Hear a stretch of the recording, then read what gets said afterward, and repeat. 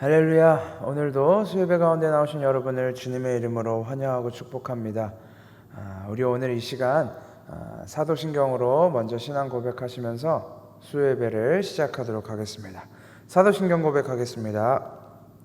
전능하사 천지를 만드신 하나님 아버지를 내가 믿사오며 그 외아들 우리 주 예수 그리스도를 믿사오니 이는 성령으로 잉태하사 동정녀 마리아에게 나시고 본디오 빌라도에게 고난을 받으사 십자가에 못 박혀 죽으시고 장사한 지 사흘 만에 죽은 자 가운데서 다시 살아나시며 하늘에 오르사 전능하신 하나님 우편에 앉아 계시다가 저리로서 산 자와 죽은 자를 심판하러 오시리라. 성령을 믿사오며 거룩한 공회와 성도가 서로 교통하는 것과 죄를 사하여 주시는 것과 몸이 다시 사는 것과 영원히 사는 것을 믿사옵나이다. 아멘. 우리 다 함께 찬송가 260장, 통합 찬송가는 194장입니다. 우리를 죄에서 구하시려 함께 찬양하겠습니다.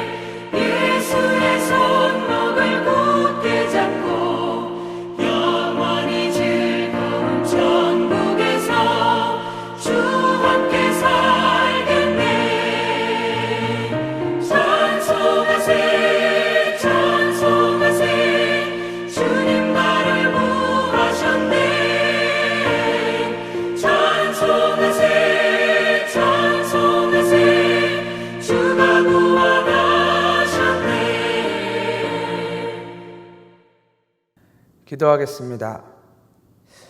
사랑과 은혜가 충만하신 하나님, 오늘도 우리로 하여금 예배 가운데 또 함께 말씀을 나누는 자리 가운데 나오게 하심을 감사합니다. 하나님, 우리가 때로는 참 힘든 나날들을 보내고 있습니다. 또 세상 가운데 또 삶 가운데 어려운 시간을 보내고 있는 성도님들도 있을 줄 압니다.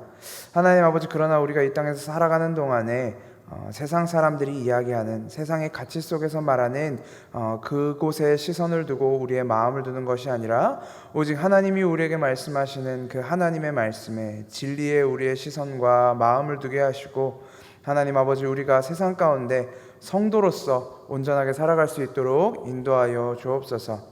하나님의 말씀을 나눕니다. 말씀 가운데 함께 하시고, 하나님, 이 자리 가운데 오직 예수 그리스도의 십자가의 복음만이 전파되는 이 자리 될 수 있도록, 이 시간 될 수 있도록, 예배 될 수 있도록 인도하여 주옵소서. 살아계신 예수 그리스도의 이름으로 기도합니다. 아멘. 오늘 우리가 함께 나눌 하나님 말씀은 에스더서 6장 6절부터 12절까지의 말씀입니다. 에스더 6장 6절부터 12절까지의 말씀, 저와 여러분이 한 절씩 번갈아 가면서 교독해서 읽도록 하겠습니다. 에스더 6장 6절부터 12절까지 말씀, 제가 6절 먼저 읽겠습니다. 하만이 안으로 들어오니 왕이 그에게 물었다. 내가 특별히 대우하고 싶은 사람이 있는데 그에게 어떻게 하면 좋을지 말하여 보시오. 하만은 왕이 특별히 대우하고 싶은 사람이라면 자기 말고 또 누가 있으랴 싶어서 왕에게 이렇게 건의하였다. 임금님께서 높이고 싶은 사람이 있으시면 먼저 임금님께서 입으시는 옷과 임금님께서 타시는 말을 내어오게 하시고 그 말의 머리를 관으로 꾸미게 하신 뒤에 그 옷과 말을 왕의 대신 가운데 가장 높은 이의 손에 맡기셔서 임금님께서 높이시려는 그 사람에게 그 옷을 입히시고 그 사람을 말에 태워서 성 안 거리로 지나가게 하시는 것이 좋겠습니다. 말을 모는 신하에게는 임금님께서는 높이고 싶어 하시는 사람에게 이렇게까지 대우하신다 하고 외치게 하심이 좋을 듯합니다. 왕이 하만에게 명령하였다. 곧 그대로 하시오. 대궐문에서 근무하는 유다 사람 모르드게에게 내 옷과 말을 가지고 가서 경이 말한 대로 하여 주시오. 경이 말한 것들 가운데서 하나도 빠뜨리지 말고 그대로 하도록 하시오.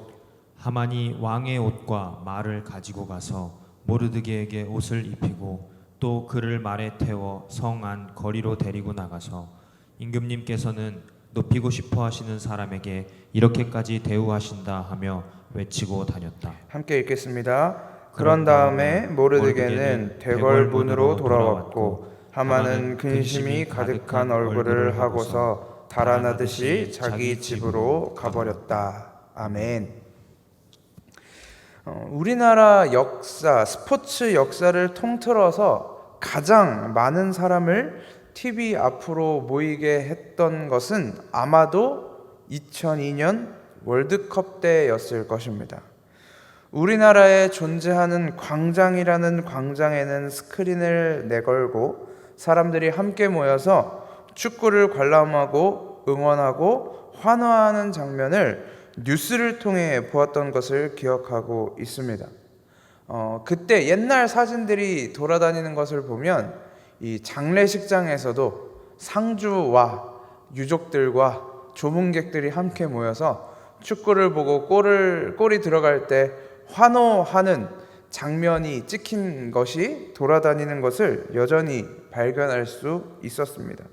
물론 지금 이 시기에 2002년 월드컵 같은 이벤트가 있더라도 코로나 때문에 광장에는 모이지 못하겠지만 그때 당시에는 참 뜨겁게 모였던 것 같습니다. 저는 2002년 월드컵 당시에 중학교 2학년이었습니다. 그때 홍콩에서 살고 있었을 때였습니다. 2002년 한국이 치렀던 경기 중에 그 수많은 경기들 중에 가장 짜릿했던 경기로 기억되는 경기가 아마 이탈리아와 치렀던 16강 경기일 것입니다. 월드컵 역사상 첫 승리였던 폴란드 경기도 아니고 16강을 확정지었던 포르투갈 경기도 아니고 우리나라 역사상 가장 높은 곳까지 진출을 확정지었던 스페인 경기도 아닌 16강 경기를 많은 사람들이 가장 짜릿하게 기억하고 있는 이유는 무엇일까요? 그것은 아마 16강전 이탈리아와의 경기가 가장 극적이었기 때문일 것입니다. 전반에 우리나라는 상대의 수비 실책에 의해 페널티킥을 얻어냈지만 그것을 실패하고 페널티킥 골을 넣는 것을 실패하고 이탈리아에 선취점을 내줬습니다. 그 후로 우리나라 선수들은 열심히 뛰었지만 골을 넣지 못하고 후반 막판까지 끌려다녔습니다. 후반 40분도 넘어설 즈음 슬슬 사람들 마음속에는 전반에 페널티킥을 성공했더라면 어땠을까? 수많은 찬스들 중에 한 번이라도 살려냈다면 어땠을까? 아니면 전반에 골을 먹히지 않았더라면 어땠을까라는 아쉬움이 있었을 것입니다. 또 그래도 우리나라가 16강까지 왔으면 충분히 잘했다. 선수들과 감독들, 코치들까지 고생 많았다라면서 위로하고 있었을 것입니다. 현장에 있던 관중들도, 모니터를 통해 경기를 보고 있던 사람들도, 그리고 저 먼 나라에서, 사실 멀지도 않지만 홍콩에서 그 경기를 바라보고 있던 저도 나름 마음의 준비를 하고 있었습니다. 위로와 격려의 박수를 보낼 준비를 하고 있었을 그때 후반 43분 설기현 선수가 극적인 동점골을 터뜨렸습니다. 그렇게 경기는 끝나지 않고 연장으로 넘어갔고, 연장 후반 경기 초반에 페널티킥을 실축했던 안정환 선수가 헤딩으로 골든골을 기록하면서 이 16강전의 승리는 우리나라로 결정이 되었습니다. 저는 16강전을 가족들과 함께 어떤 식당에 가서 밥을 먹으면서 스크린을 통해서 보고 있었던 것으로 기억이 납니다. 그곳에 있던 모든 이 한국을 응원하는 우리나라 사람들의 함성이 아직도 생생합니다. 그 장소에서 설기현 선수의 발을 통해 동점골이 들어갔을 때, 그리고 안정환 선수의 헤딩을 통해 이 8강전 진출을 확정지었을 때 그 그림, 사람들이 환호하는 그림, 스크린을 보며 소리를 질렀던 그 그림들이 여전히 생생합니다. 그 장소에 있던 모든 사람들은 저의 가족이었고 또 친구가 되었습니다. 모든 것이 끝날 줄 알았던 바로 그 순간에 일어나는 반전이 주는 짜릿함은 기억에서 쉽사리 잊히지 않습니다. 그것이 긍정적인 결과로 마무리되었든 부정적인 결과로 마무리되었든 그 기억이 쉽사리 없어지지 않는다라는 것이죠. 오늘 저희가 함께 살펴볼 에스더의 말씀에서도 모든 것이 끝날 줄 알았던 그 순간에 일어나는 반전을 보여주고 있습니다. 현장에 있는 그 누구도 예상할 수 없었고 예측할 수도 없었습니다. 흔히 말도 안 되는 반전이 일어났던 스포츠 경기를 보면서 사람들은 이렇게 이야기합니다. 드라마나 영화도 작가가 이런 식으로 각본을 쓰면 욕먹는다 라는 이야기를 사람들이 우스갯소리로 합니다.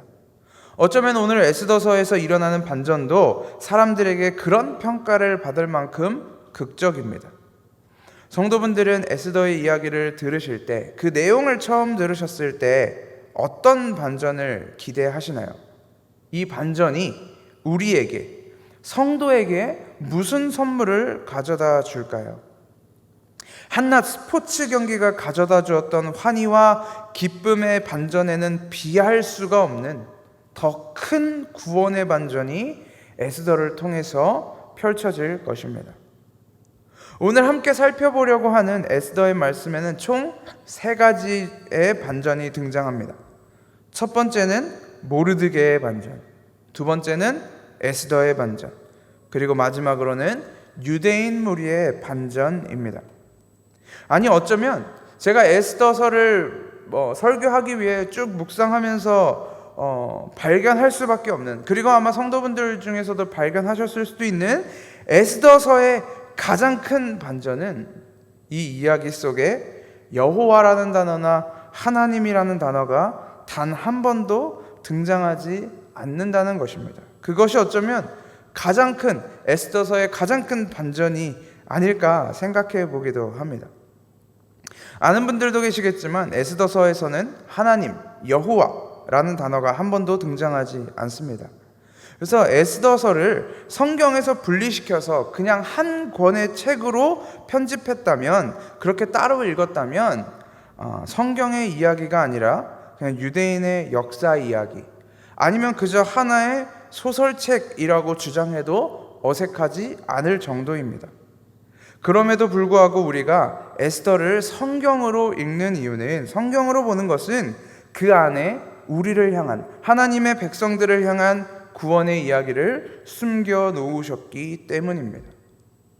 우리가 여호와 또는 하나님이라는 단어가 단 한 번도 등장하지 않는 에스더에서 하나님의 이야기를 찾을 수 있는 것처럼, 구약의 모든 이야기 속에서도 그리스도의 구원을 발견할 수 있습니다.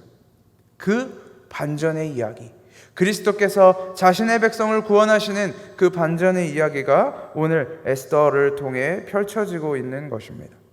오늘 저희가 처음 읽은 본문 6장은 모르드게의 반전입니다. 하만이라는 인물은 아하수에로 왕의 다음 가는 권위자였습니다. 소위 2인자라고 불리는 사람입니다.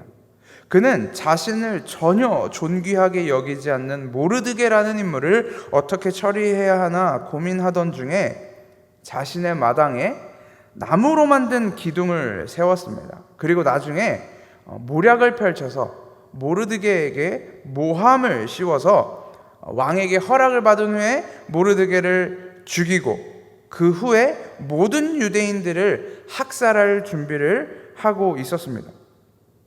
2인자였던 하만이 왕에게 나아가서 계획을 이야기하고 이 조서에 도장만 찍으면, 어차피 하만은 2인자였기 때문에 왕은 그렇게 해라 라고 말했을 가능성이 높았고, 그렇게 해서 도장만 찍히면 모르드게도 유대인들도 모두 멸망당할 지경에 놓여 있었습니다.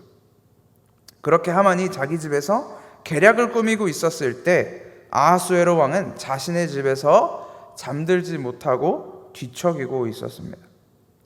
잠도 오지 않는 밤에 그는 신하를 불러서 왕들의 일기를 읽게 하였습니다. 그런데 신하를 통해 읽히는, 귀에 들려오는 이야기 속에 모르드게에 대한 이야기를 듣게 됩니다. 모르드게는 이전에 왕을 암살하려던 자들의 손에서 왕의 생명을 구했던 사람이었는데, 이 아하수에로 왕이 이 일기들을 다시 들으면서 그 사건이 생각이 난 것입니다. 자신의 목숨을 살려주었던 모르드게에게 아무런 영광도 존귀도 상도 내려주지 않았다라는 것을 알게 되었습니다. 왕이 모르드게에게 상을 주고자, 그에게 영광을 주고자, 그를 존귀하게 하고자 해서 그 밤에 갑자기 사람을 불렀습니다. 혹시 걔 누구 있느냐라고 불렀더니 때마침 왕의 방 앞에 하만이 있었습니다. 하만이 그때 그 자리에 있었던 이유는 이제 왕에게 모르드게를 나무에 달게 하려고, 유대인들을 죽이기 위한 조서에 도장을 찍을 허락을 구하고자 그 앞에 있었습니다. 그래서 왕은 하만을 불러서 하만에게 이렇게 묻습니다. 왕이 특별한 대우를 받게 하고 싶은 사람이 있으면 그에게 어떻게 해야 하겠는가? 왕이 특별 대우를 해주고 싶은 사람이 있는데 그렇게 하려면 어떤 것이 가장 좋을까라는 질문을 하만에게 하게 됩니다. 이 질문을 들은 하만은 속으로 그렇게 생각을 했습니다. 내가 이 나라의 2인자이고 왕이 나를 친애하기 때문에 지금 왕은 나를 높여주고자 하는 것이구나. 나를 뭇 백성들 앞에서 특별하게 대우하시려는구나 라고 생각을 했습니다. 그래서 왕에게 이렇게 이야기를 합니다. 왕의 옷을 입고 왕의 말을 타며 왕의 왕관을 쓰고 사람들과 백성들 앞에서 이 사람을 내가 귀하게 여긴다라는 증거를 보여주십시오 라고 조언합니다. 아마 이것은 하만이 왕으로부터 받고 싶었던 상, 그리고 하만이 백성들로부터 인정받고 싶었던 방법이었을 것입니다. 그렇기 때문에 왕에게 아주 당당하게 자신을 특별 대우해 줄 것이라고 믿었기에 당당하게 이야기를 한 것입니다. 만약에 말을 타고 그렇게 도시를 돌아다니다 보면 수많은 백성들은 자기를 향하여 존귀하게 볼 것이고 영광을 돌리게 될 것이기 때문입니다. 하만의 말대로 아하수에로 왕은 그렇게 합니다. 그런데 그것은 하만에게 특별 대우를 한 것이 아니라 바로 모르드게에게 한 것이죠. 이제 하만은 자신이 영광받고자 했던 그 영광을 그대로 자신이 죽이고자 했던 모르드게에게 전달하게 되는 것입니다. 모르드게는 왕의 옷을 입고 왕의 면류관을 쓰고 왕의 말을 타고 사람들 앞에서 칭송과 영광을 받습니다. 그리고 그 모르드게를 인도했던 자가, 그 모르드게 앞에서 왕의 말을 외쳤던 자가 바로 하만이었습니다. 모르드게를 왕의 말에 태우고 안내하고 있던 하만의 심정은 어떤 마음이었을까요? 내 것이어야 했던 이 영광, 이 존귀를 빼앗겼기 때문에 자신의 모든 인생이 부정당하는 것처럼, 모든 것을 빼앗긴 것처럼 비통하고 참담했을 것입니다. 자기의 것이었어야만 했는데 꼴도 보기 싫은 모르드게를 자신의 손으로, 자신의 목소리로 높임을 받게 했다는 것은 하만 입장에서는 최악으로도 생각해 보지 못했던 최악의 시나리오였을 것입니다. 하만은 나라의 모든 영광이 왕의 총애와 왕이 누리는 모든 것이 자기의 것이라고 생각했었지만 사실은 그렇지 않았습니다. 자신이 가진 것은 사실 모두 왕의 것이었습니다. 왕이 그에게서 그 모든 영광과 존귀를 빼앗아서 다른 사람에게 주고자 하면 얼마든지 그렇게 할 수도 있는 안개와 같은 것이었습니다.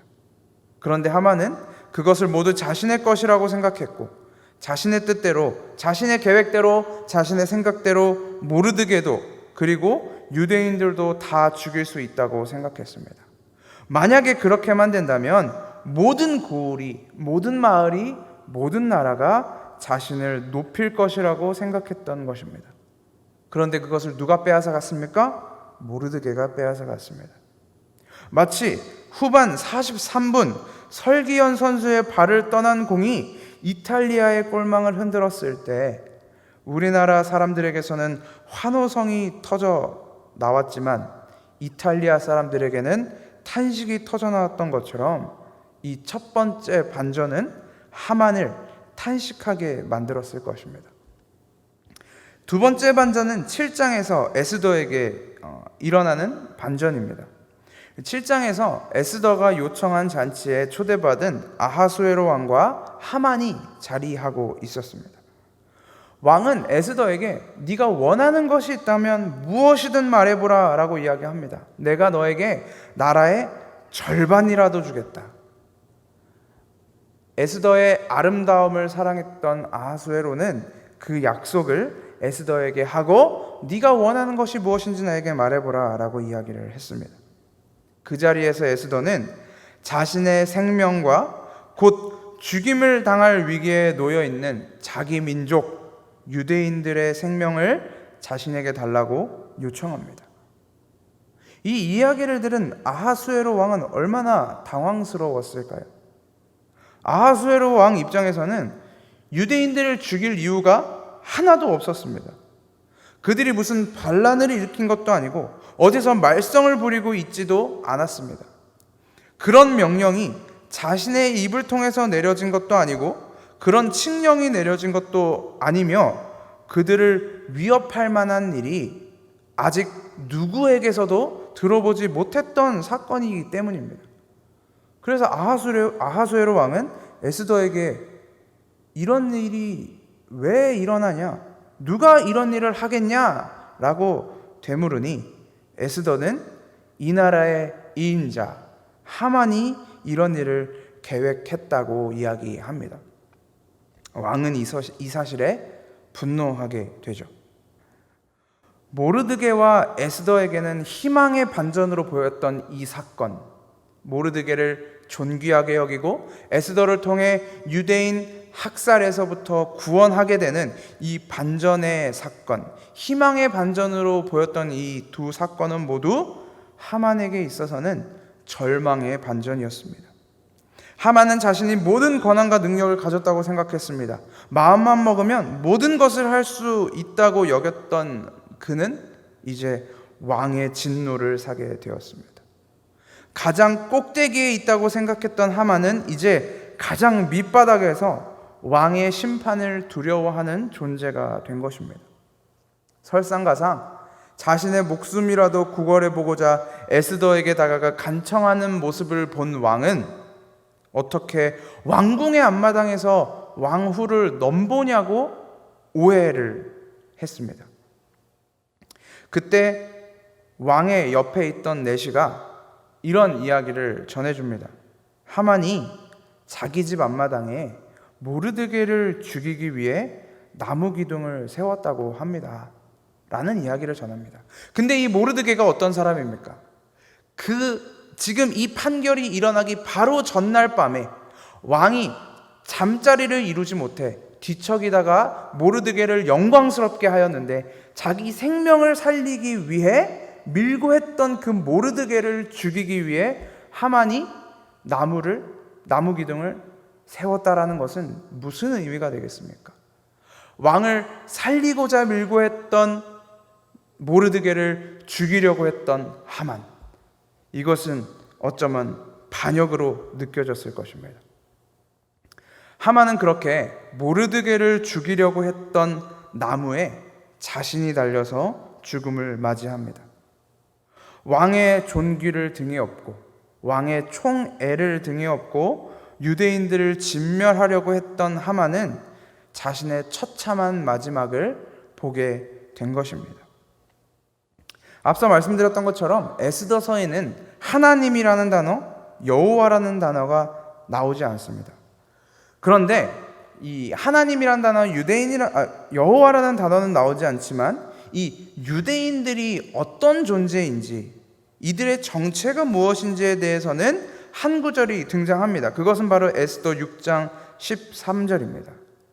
이 하만이 모르드게를 데리고 왕의 존귀와 영광을 만백성에게 보여준 이후에 자기가 당한 이 굴욕이 너무 수치스러워서, 너무 치욕스러워서 자신의 친구와 아내에게 하소연을 했더니 가장 지혜롭다고 말하는 친구와 아내가 하만에게 이렇게 이야기합니다. 당신이 유다 사람 모르드게 앞에서 무릎을 꿇었으니 이제 그에게 맞설 수 없고 당신은 틀림없이 망할 것이요. 그들은 유대인들의 정체를 알고 있었습니다. 그들의 정체성, 곧 그들이 하나님의 백성이라는 사실을 알고 있었던 것입니다. 에스더서가 하나님의 백성들을 구하기 위한 하나님의 이야기, 하나님의 백성을 살리는 하나님의 이야기라는 것을 발견할 수 있는 단서가 바로 여기에 있습니다. 하만은 어떤 사람이었습니까? 이 절대자가 준 권위, 절대자가 자신에게 준 권력을 손에 쥐고 모든 것을 자기의 마음대로 휘두르고 싶었던 사람입니다. 왕의 나라, 왕의 백성이었음에도 불구하고 자신의 뜻대로 왕의 나라에 살고 있는 왕의 백성을 죽이려고, 멸망시키려고, 진멸하려고 했습니다. 하만의 계획은 자기를 존귀하게 여기지 않는 모르드게를 죽이려고 했던 이유는 단 하나입니다. 모르드게가 자신을 존귀하게 여기지 않았고 자신에게 절하지 않았기 때문에. 그렇기 때문에 모르드게와 그의 민족인 유대인들, 즉 하나님의 백성들을 모두 멸망시키기로 마음먹었던 것입니다. 이 모르드게를 죽이기 위해 나무 기둥을 만들었고 그는 그곳에 모르드게를 매달아 죽여서 자신이 위대하고 존귀한 자라는 것을, 자신이 권력과 권위를 가진 자라는 것을 세상에 알리고 싶었습니다. 그런데 우리가 성경 본문에서 살폈던 것처럼 하만의 입장에서 모든 계획은 다 뒤집어졌습니다. 하만은 모르드게도 죽이지 못했고 하나님의 백성들 그 누구도 죽이지 못했습니다. 도리어 자신과 자신의 가족과 그를 따르던 자들이 모두 죽임을 당하게 되었습니다. 이렇게 결국 하만과 하만 집안의 멸망으로 마무리되는 에스더서. 이 하만의 이야기, 모르드게의 이야기, 에스더의 이야기를, 이 사건을 조금 더 입체적으로 들여다보면, 이 그림을 조금 더 자세하게 들여다보면 아마 성도분들이 많이 들어보았던 이야기가 하나둘씩 겹쳐 보이기 시작할 것입니다. 그렇죠. 바로 예수의 이야기입니다. 창세기 3장에서 뱀에 의해 아담과 하와는 죽을 수밖에 없는 존재가 되었습니다. 죽음의 노예가 된 것입니다. 그 죄는 하나님의 백성들 앞에 나타나서 죽음으로 계속해서 끌고 가고 있습니다. 사탄은 그 모든 권세, 이 사람들의 권세, 이미 자신의 손아귀에 있어서 이 사람들이 다 죽을 수밖에 없는, 죄의 결과로 인해 사망할 수밖에 없는 이 권세가 다 자신에게 있는 줄 알고 있었습니다. 자신의 유혹이 아담과 하와를, 하나님이 창조하신 인간을 죽음으로 내몰았고, 아담과 하와에게서 나오는 모든 인간들도 결국 죄로 인해 죽음을 마주할 수밖에 없으니, 하나님의 백성이라고 말하는 사람들도 다 자기 손 안에, 자기의 명령 안에, 자기의 권한 아래에 있다고 생각한 것입니다. 그런데 그의 그런 생각 중에, 자기가 존귀하다고 생각하고 영광받을 만하다고 생각하는 중에 모르드게 같은 존재가 하나 등장합니다. 모르드게가 하만에게 절하지 않고 그를 존귀하게 여기지 않았던 것처럼, 그 존재는 자신에게 절하지도 않았고 자신을 존귀하게 여기지도 않았습니다. 자신의 발 아래에, 자기의 영광 아래에 있어야 하는 존재라고 생각했음에도 불구하고 그는 자신에게 굴복하지 않았습니다.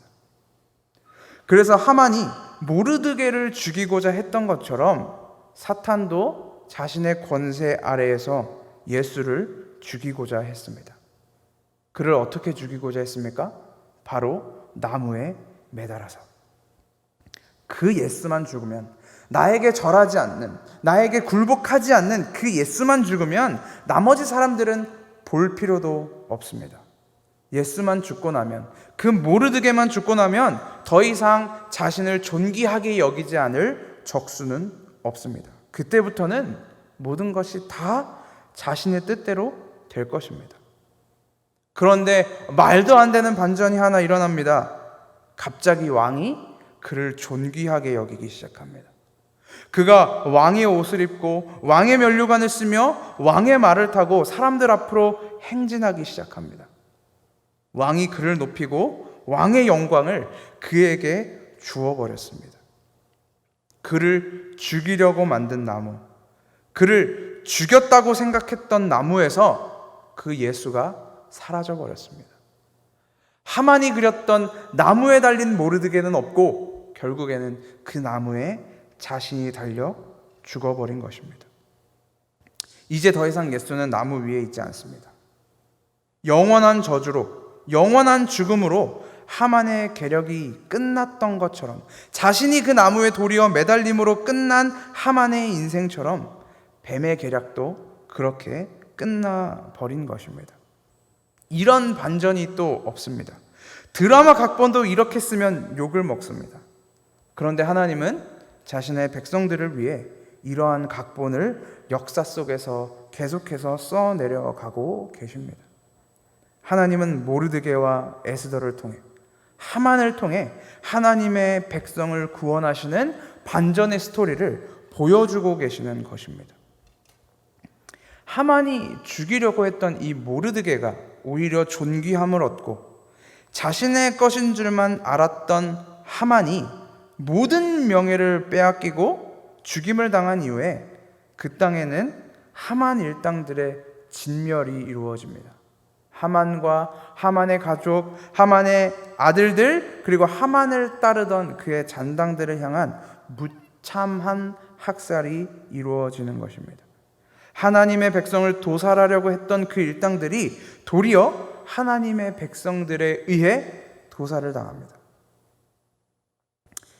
하만의 아들, 하만의 가족, 유대인들의 대적들 다 죽습니다. 이것이 에스더 스토리의 결론입니다.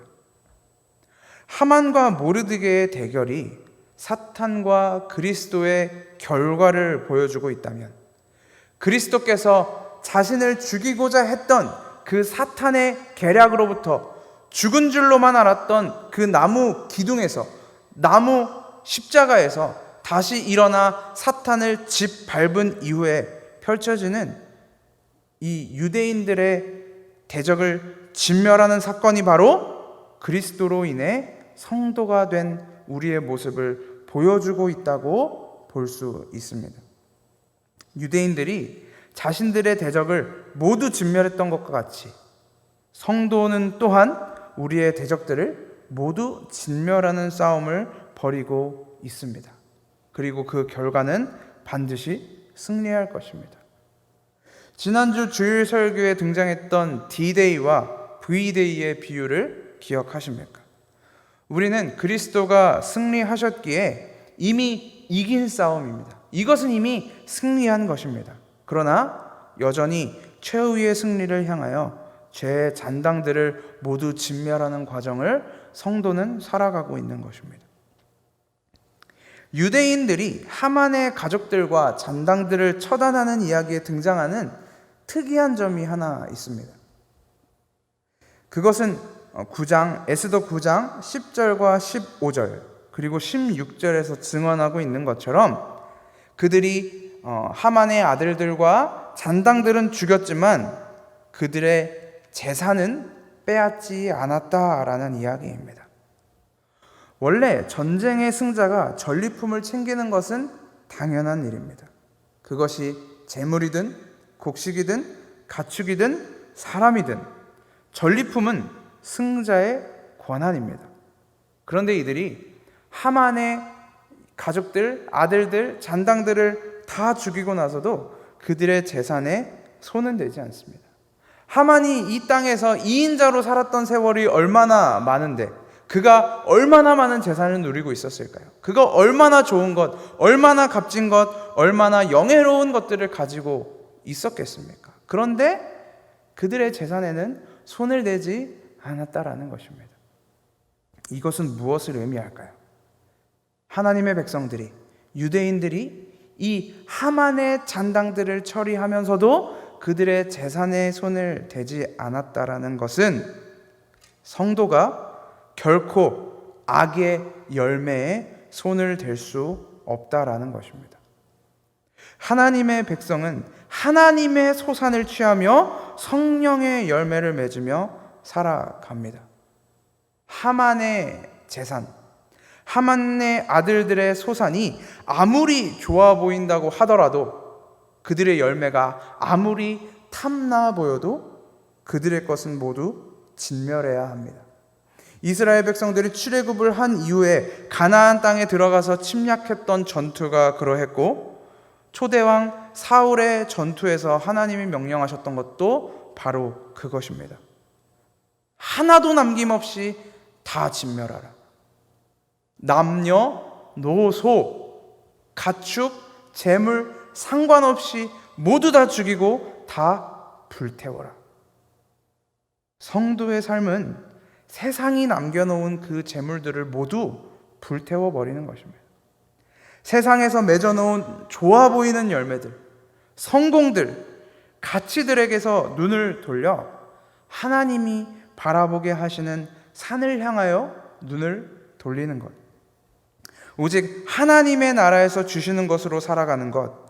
그것이 바로 이스라엘 백성들이 가나안 땅에서 살았던 삶이고 하나님의 나라에서 살아가고 있는 온전한 성도의 삶입니다. 성도는 이 멸망하는 소돔과 고모라에 두고 온 자신의 재산을 생각하며 뒤를 돌아보았던 롯의 아내와 같이 세상에 두고 온 것들을 쳐다보는 것이 아니라, 그것을 돌아보는 것이 아니라 하나님이 피하라고 이야기하는, 도망하라고 이야기하는 그 산으로 나아가는 것입니다. 그것을 누리지 못한다면 우리는 하나님의 나라에서 살아갈 수가 없을 것입니다. 하나님은 에스더를 통해 펼쳐진 위대한 반전을 통해 우리를 향해 펼치신 위대한 반전을 바라보게 하십니다. 이 반전의 승리는 모르드게라는 사람의 혹은 에스더라는 사람의 것이 아닙니다. 이 승리가 당연히 유대인들의 것도 아닙니다. 이 승리는 하나님의 것이며 그리스도의 것입니다. 하나님의 백성을 영원한 죽음에서 구원하시고자 하시는 창세기 3장 15절에서부터 예정된 하나님의 승리입니다. 2002년 여름에 시청 광장에서, 광화문 광장에서 가족과 함께, 우리나라 국민들과 함께 환호하고 기뻐하며 즐거워했던 것처럼, 그렇게 행복한 나날을 보냈던 것처럼 하늘나라의 국민들은, 하나님의 성도들은 하나님이 일으키시는 영광의 승리, 반전의 승리를 바라보면서 환호하고 기뻐하고 즐거워하며 하나님께 영광을 돌릴 수 있게 된 것입니다. 부디 성도님들께서 이 승리의 기쁨을 누리시기를 바랍니다. 부디 이 승리의 기쁨이 남의 것이 아니라 나의 것임을, 나의 승리가 아니라 그리스도의 것임을, 이 영광이, 이 존귀가 나의 것이 아니라 하나님의 것임을 기억하시며 그 안에서 마음껏 기뻐하시기를 소망합니다. 그리고 더 나아가 부디 이 승리의 기쁨을 내 안에서만 간직하기보다 우리가 옆 사람과 함께 끌어안고 함께 기뻐했던 것처럼 기이한 빛에 들어가게 하신 이의 아름다운 덕을 선포하는 삶을 살아가시기를 주님의 이름으로 소망합니다. 기도하겠습니다. 하나님 아버지, 은혜를 감사합니다. 하나님, 에스더를 통해 펼쳐지는 하나님의 위대한 반전을 우리가 살펴보았습니다. 하나님 아버지, 우리는 에스더의 말씀을 통해서 우리의 삶에, 죽음으로 끝나야 했던 우리의 삶에 예측하지 못한, 상상도 하지 못했던 위대한 반전이 펼쳐지는 것을 보게 하심을 감사합니다. 하나님 아버지, 이 반전의 승리가 우리에게 진정한 기쁨, 참된 기쁨, 유일한 기쁨이 되게 하시고, 하나님 아버지, 우리가 이 기쁨을 단지 내 안에 머무르는 것에서 끝나는 것이 아니라 이 기쁨을 알지 못하는 자들에게, 이 기쁨이 아직 머물지 않는 자들에게 나아가 기이한 빛에 들어가게 하신 이의 아름다운 덕을 선포하며 함께 기뻐하고 함께 즐거워하는 주님의 성도들 될 수 있도록 인도하여 주옵소서. 살아계신 예수 그리스도의 이름으로 기도합니다. 아멘. 우리 함께 찬송가 268장, 통합 찬송가는 202장입니다. 죄에서 자유를 얻게 함은 함께 찬양하시겠습니다.